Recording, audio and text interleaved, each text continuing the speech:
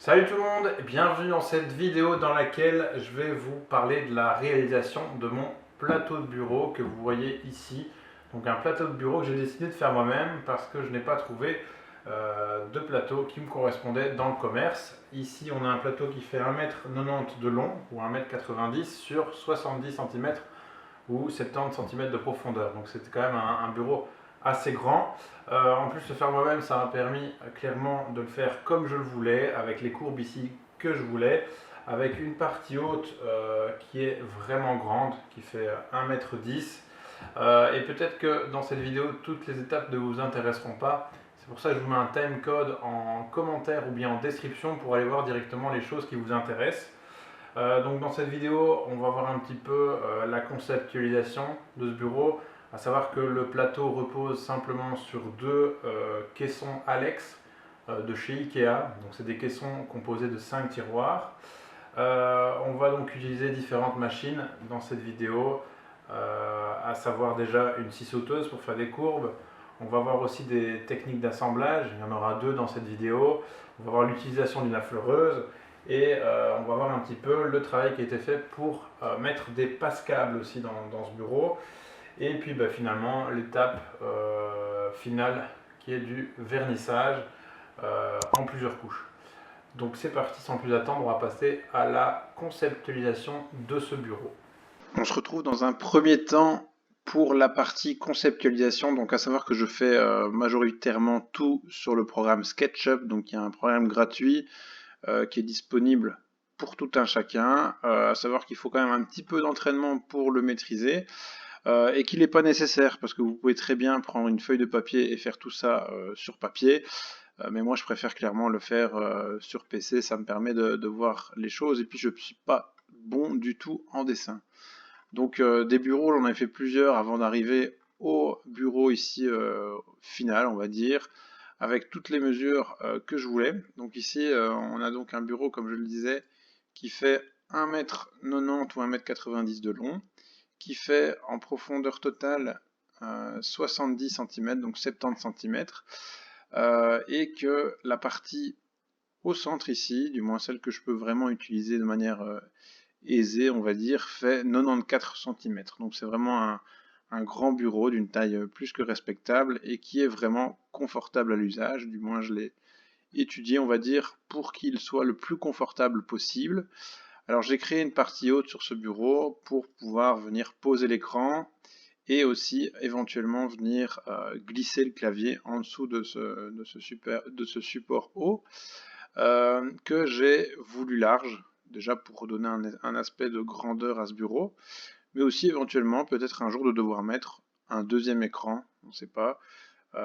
Ce bureau, je compte le garder une trentaine d'années facilement, donc peut-être que d'ici quelques années, il sera commun d'avoir deux écrans, je ne sais pas. Donc pour l'instant, il y a l'écran et il y a mes deux baffles, donc on peut accueillir clairement un petit peu de déco. On voit ici que j'avais prévu de faire des trous, donc des passes-câbles que j'ai trouvé sur Amazon, je vous mettrai les liens en description. Donc il y a un passe-câble qui est plus petit sur la partie haute, puisque forcément j'ai moins de câbles à faire passer par celui-là. J'ai le câble de l'écran, le câble des baffles, et celui du dessous, il a la même dimension ici, mais en réalité, sur mon bureau, il est 2 fois plus grand, parce qu'il y a des câbles supplémentaires, il y a le câble de la souris, du clavier, peut-être d'autres chargeurs qui passeront par là, donc je l'ai fait plus grand à ce niveau-là. Voilà, alors comme je le disais, on part sur des caissons blancs, donc je ne les ai pas représentés en dessous, ce sont donc des caissons blancs de chez Ikea. À ma connaissance, ils existent aussi en noir, en bleu aussi, en bleu foncé. Et moi, je suis parti donc sur des caissons de couleur blanche pour se marier parfaitement avec le reste de la pièce. On passe donc à la partie réalisation, mais avant ça je vous présente vite fait les éléments. On a donc un plateau ici en lamellé collé de hêtre qui fait 30 mm d'épaisseur. Il fait 70 cm sur 1,90 m de long, donc 70 cm sur 190 cm pour nos amis français. À ça s'ajoutent deux supports ici de 10 cm sur lesquels viendra se mettre cette planche, donc aussi en lamellé collé, 30 mm d'épaisseur. Cette planche donc il fait 25 cm de profondeur sur 1,10 m. Donc ça servira en fait de support pour l'écran. Pour faire l'assemblage de ceci, je vais utiliser deux méthodes qu'on verra par la suite. Il y aura d'abord une méthode avec la lamelleuse et une autre méthode que j'ai découverte. Donc on verra tout ça ensemble. Donc il y aura une première méthode pour assembler ici les pièces de bois ensemble, sans vis tout simplement. Et puis une méthode pour assembler en fait le montage des trois pièces sur le plateau, parce que je veux vraiment que ce soit quelque chose d'amovible, parce qu'évidemment vous vous rendez bien compte que le plateau ici a déjà un certain poids. À savoir qu'ici pour le bois, il y en a pour plus ou moins 60 € de bois, donc je trouve que le prix est quand même relativement correct. Donc dans cette vidéo, on va aussi placer des passes-câbles. Donc ici j'ai des passes-câbles en aluminium. On trouve ça facilement sur internet, hein. Je vous mets tous les liens en description ou dans l'espace commentaire. Donc j'ai deux passes-câbles, je sais pas, je pense que je vais en utiliser qu'un seul. Par contre le deuxième qui est plus grand, ben, forcément je vais l'utiliser. Donc finition aluminium, vraiment sympa. Un autre passes-câble également un peu plus particulier avec un petit peu d'électronique. On voit ici qu'on a un lecteur de carte SD, on a des lecteurs de clés USB. Donc vraiment sympa, et comme vous voyez il y a un trou, donc on peut y passer des câbles au travers, mais je ferai peut-être certainement une vidéo relative à ce passes-câble pour voir un petit peu plus les spécificités qui le concernent. Donc la première étape tout simplement ça va être du traçage. Donc ici j'ai un crayon Pica qui est vraiment tip top pour faire du traçage. J'ai une équerre ici de bricoleur avec déjà des trous qui sont disposés dans l'équerre, donc je vais vous montrer l'utilité que ça peut avoir. Je vais utiliser aussi une gamelle de chien qui est propre, rassurez-vous, pour faire des beaux arrondis. Et puis sans plus attendre, c'est parti, on va faire nos traçages au crayon. On passe maintenant donc à la partie traçage. Vous allez voir, c'est très simple, je prends simplement un crayon et sachez que je me réfère toujours à mon plan SketchUp pour connaître exactement avec précision les tracés que je dois réaliser. Donc le premier traçage que je vais faire, c'est le renfoncement en fait, parce que j'ai prévu un renfoncement dans le bureau qui fera 1,10 m de long tout simplement, et qui sera un renfoncement de 5 cm avec une courbe ici. Donc très simplement ici avec l'équerre, on le voit, hein, j'ai déjà fait un premier traçage.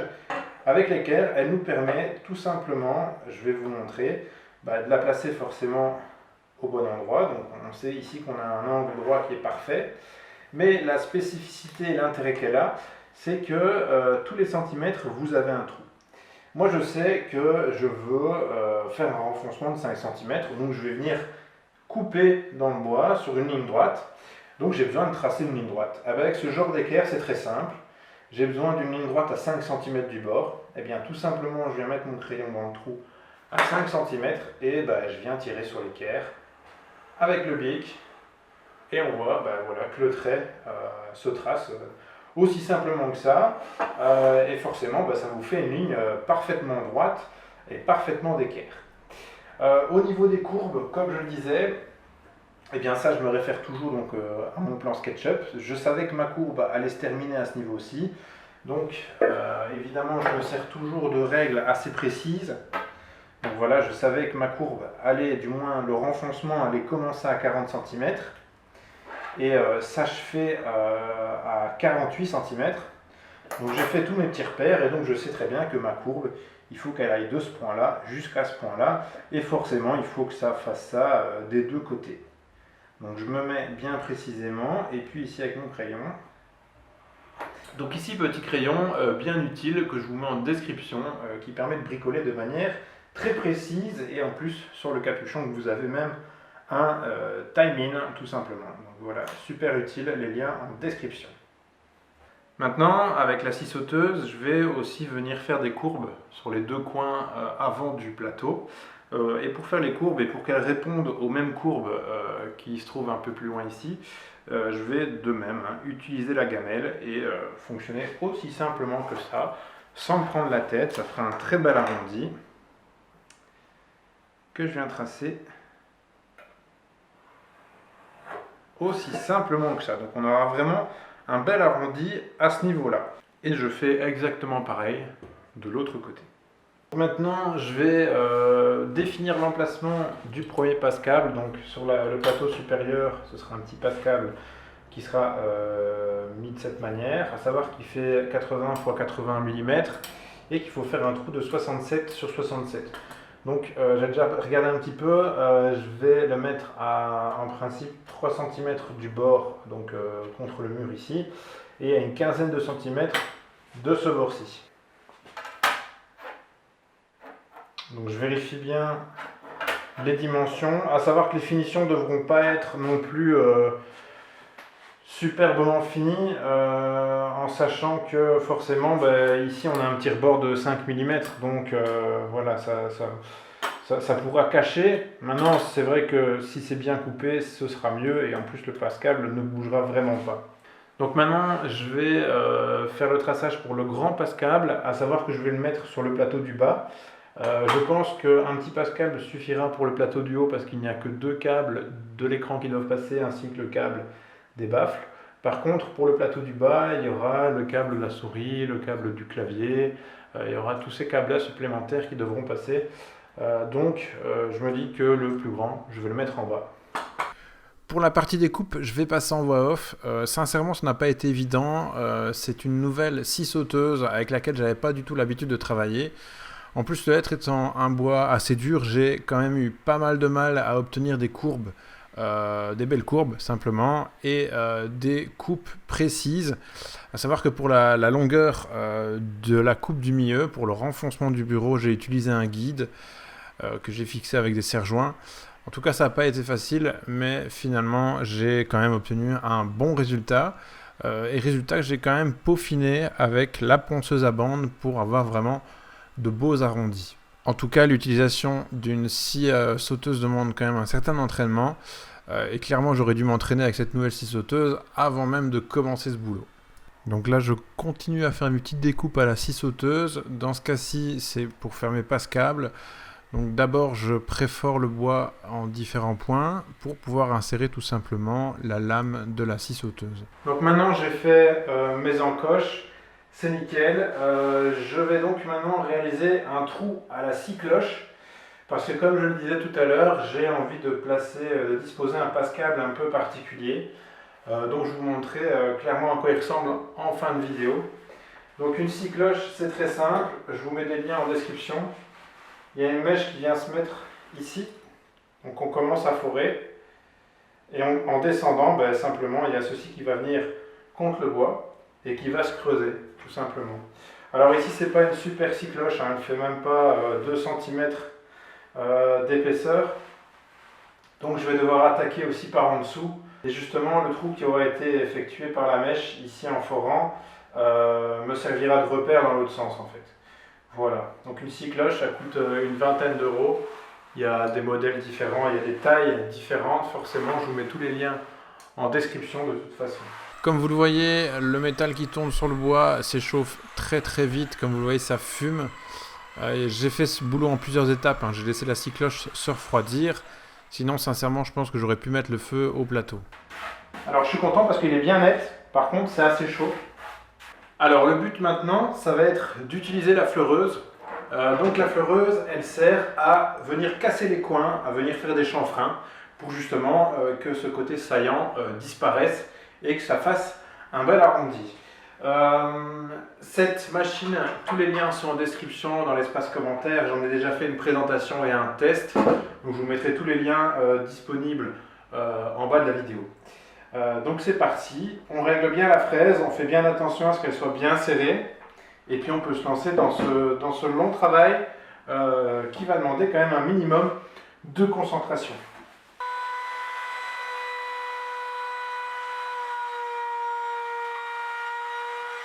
On passe maintenant à l'assemblage de la partie haute, donc la partie qui fait 25 de profondeur sur 1,10 m de large.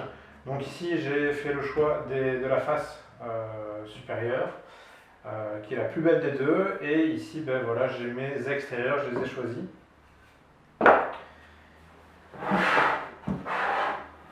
Et donc l'idée c'est de venir fixer mes deux parties de 10 cm de hauteur. Et moi j'avais vraiment le souhait de les fixer de manière totalement invisible, donc pas avec des vis. Donc pour ce faire, j'ai ici une affleureuse. Donc une affleureuse, ça va permettre de fraiser en fait à des endroits bien spécifiques. Et puis par collage, je vais venir ici intercaler des biscuits dans les fentes. Donc ça s'appelle des biscuits. Il faut savoir que j'ai déjà fait une vidéo de présentation de cette machine. Et donc ces biscuits, avec de la colle, ils vont gonfler. Et du coup, ça va très bien coller et ça va très bien, ça va très bien assembler les deux morceaux de bois. Voilà, donc dans ce cas-ci, j'utilise tout simplement une affleureuse. Alors l'utilisation de la fleureuse, c'est assez simple. On positionne d'abord notre morceau de bois, comme on souhaite qu'il soit mis, forcément.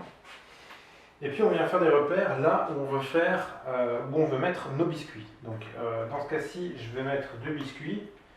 Je vais en mettre un là et un là. Il y en a un qui viendra ici comme ça. Il y a un autre qui viendra là. Donc en principe, ce sera déjà bien suffisamment solide. Des biscuits, il en existe de différentes tailles. Il me semble même que j'en ai des plus gros, oui. Donc il m'en reste des plus gros. J'en ai des plus petits aussi, forcément. Et donc les biscuits vont venir s'intercaler donc comme ça. On va créer des fentes à 2 endroits dans les morceaux de bois. Donc c'est parti. Ici je vais faire mes petits repères, donc je vais bien disposer la pièce.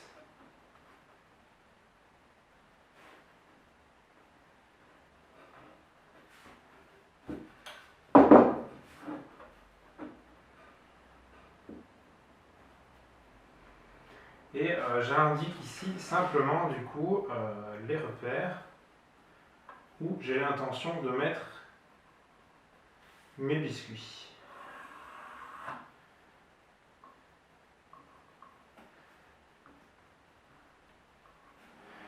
Voilà, donc maintenant, avec les repères que j'ai ici, je sais exactement où je dois venir fraiser en fait.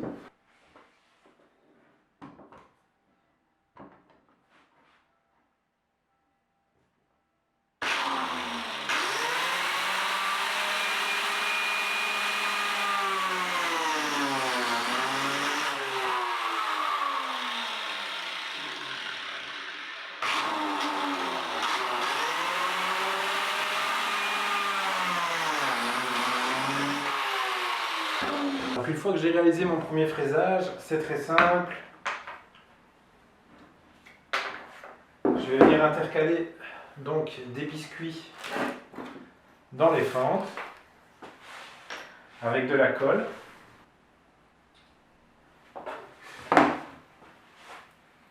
De la colle dans les fentes, tout simplement.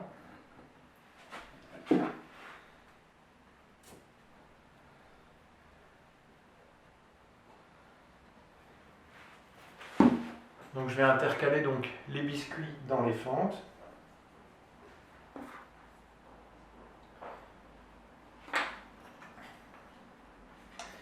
Et donc l'action de la colle va faire que les biscuits vont gonfler et que du coup ça va faire un montage très solide.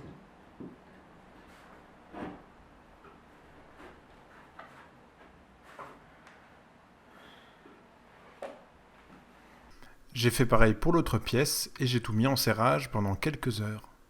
Alors après séchage ici de mon montage, j'ai bien passé un petit coup d'affleureuse, donc on a vraiment bien les arrondis ici, c'est vraiment top. Seulement il y a un petit endroit ici où ça manque un peu de matière. Voilà, le bois ici n'était pas spécialement droit, du coup il y a vraiment un petit écart d'1 millimètre ici. Donc pour le boucher, rien de plus simple, je prends de la pâte à bois ici et je viens l'appliquer tout simplement avec une spatule et je vais donc faire rentrer la pâte à bois dans cet écart. Vu que l'écart est vraiment très faible, ça ne se verra pas, d'autant que je vais passer un petit coup de ponçage après très légèrement pour enlever donc, le surplus de pâte à bois qu'il y a. Donc on se retrouve maintenant à la partie fixation donc, de cette partie haute sur le plateau. À savoir que cette partie haute, je la veux amovible parce que le plateau représente quand même déjà un certain poids. Donc clairement, je veux que cette partie haute puisse être démonté facilement. Donc il n'est pas question de mettre de la colle ou des vis ou quoi que ce soit. Alors j'ai trouvé cette technique d'assemblage. Donc en fait, il y a ici un petit insert qu'on va venir mettre dans le bois. On va venir l'enfoncer. Et puis alors par en dessous, je vais mettre ce type de vis, donc en M6. Et par en dessous, ça va pouvoir venir se loger dans la petite pièce ici. Et puis ça va pouvoir venir tout simplement en serrage. Évidemment, pour ne pas abîmer le bas du plateau en serrant, j'ai des petites rondelles ici. Et donc on va voir ensemble maintenant la mise en place de ce type de petit applique pour donc assembler ces deux pièces ensemble.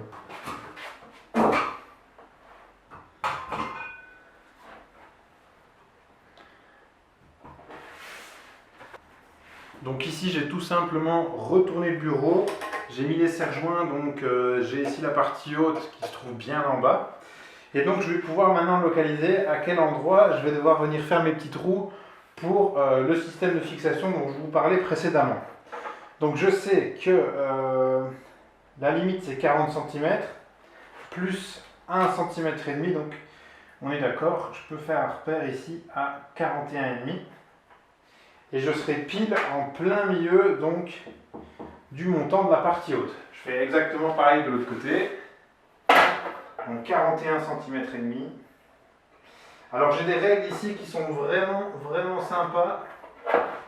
Ce type de règles, ça existe en plusieurs dimensions, en plusieurs longueurs. Elles sont hyper précises, hyper résistantes, donc je vous mets un lien en description. Donc comme je le disais tout à l'heure, ici mes boulons c'est du 6 mm.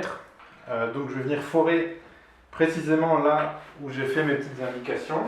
Forcément, vu que c'est du 6 mm, je vais forer avec une mèche à bois de 6 mm. À savoir donc que la longueur ici est de 40 mm, donc ça va clairement passer au travers du plateau et ça rentrera de 1 cm dans la partie haute du bureau. Donc c'est parti.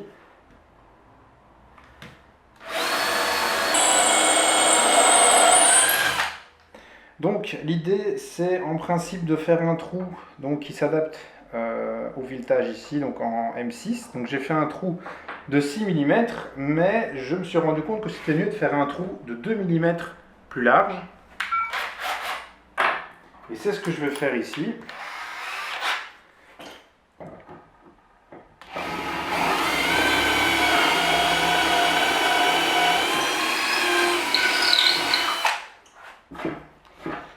Ça va permettre à l'insert de se mettre. Parce que ici, ce ne sont pas des inserts qui sont d'une très grande qualité. Je vous mets des inserts de meilleure qualité en lien de la vidéo.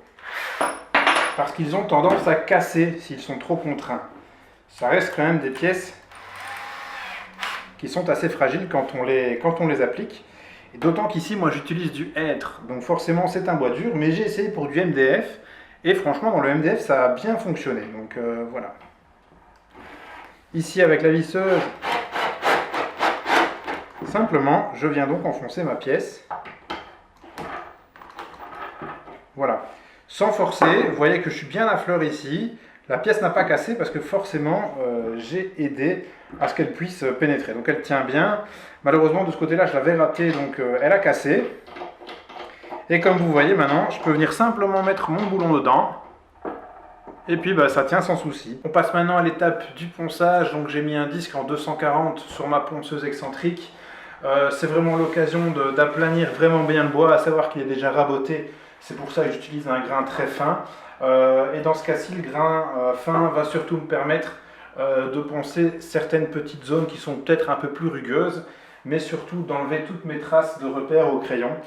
Donc pour ça, le grain 240 est top. Il ne faut surtout pas passer du 40 ou du 80 sur du bois comme ça. Ça va être une catastrophe. Donc vraiment le grain le plus fin possible.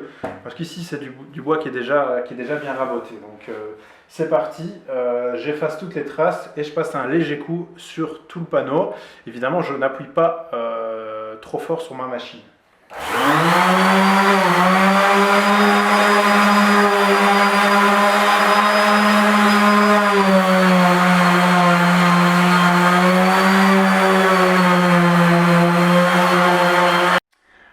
Passer à l'étape du vernis, on va enlever la poussière du bois. Après ponçage, c'est important. Et pour ce faire, je prends un chiffon humide. Il ne faut pas qu'il soit mouillé, ça ne sert à rien de tremper le bois. Donc c'est parti, on dépoussière tout ça. Une fois que c'est dépoussiéré, on va passer à l'étape du vernis. Donc dans mon cas, c'est un vernis incolore satin. J'adore cette finition, simplement sur de la mêlée collée.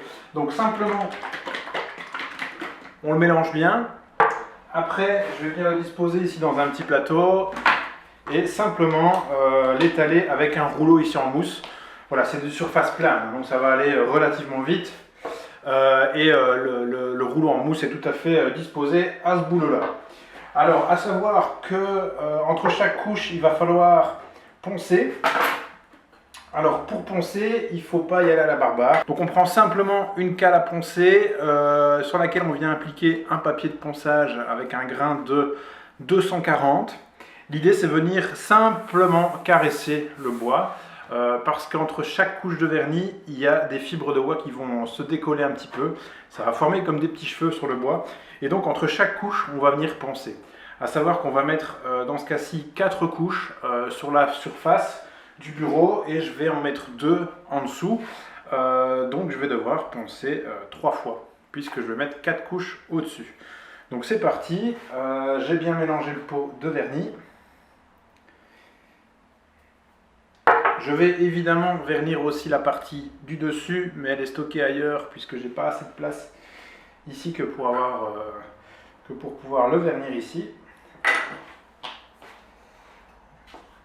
Et donc, comme je le disais, l'application du vernis est toute simple. On imbibe bien le rouleau en mousse et on vient donc l'étaler tout simplement de cette manière. Ça ne sert à rien de faire une trop grosse couche parce que sinon ça va vous faire des coulées. Et donc vous appliquez ce vernis dans les deux sens.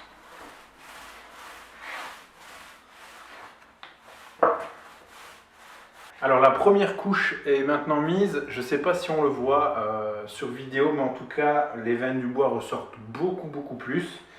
Comme je l'avais dit, au toucher c'est rugueux.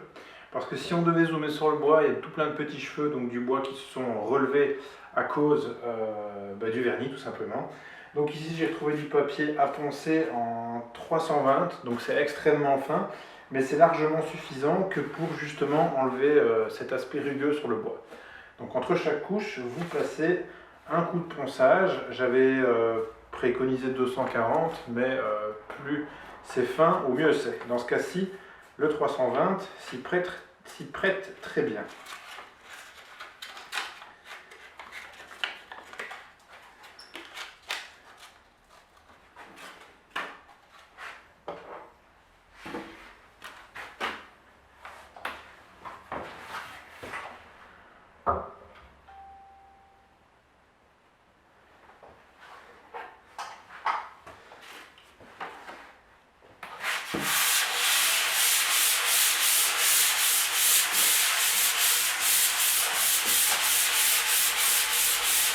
Après ponçage au grain 320, je prends un chiffon sec et j'enlève donc la poussière.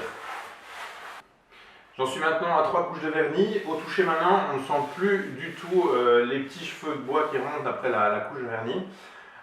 Seulement, je vais quand même encore mettre une couche. Et ici maintenant, je suis vraiment passé avec un grain très fin au niveau du ponçage. Je suis en 400. Donc simplement, comme ici, caresser, dépoussiérer et 4e couche. C'est parti.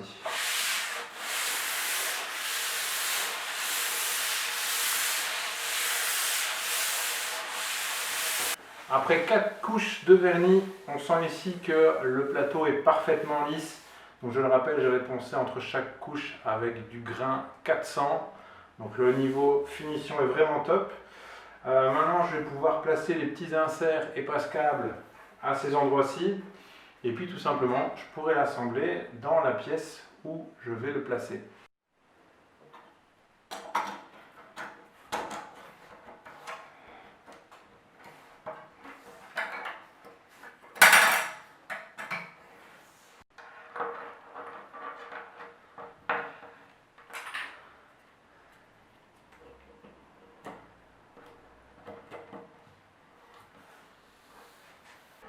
Alors maintenant, l'idée, c'est, comme on l'a vu tout à l'heure, c'est de mettre ces petits boulons ici par en dessous du bureau pour venir associer le plateau au plateau supérieur tout simplement. Pour ce faire, je vais simplement prendre ce type d'embout que je vais mettre sur ma visseuse et je vais venir alors visser très délicatement par en dessous et sans forcer, ça ne sert à rien. Heureusement pour moi, j'ai bien travaillé. Les boulons tombent pile devant les inserts et ça se passe parfaitement. J'espère que cette vidéo vous aura plu. On se quitte sur différentes photos de la réalisation de ce bureau. C'est un projet qui m'a beaucoup plu.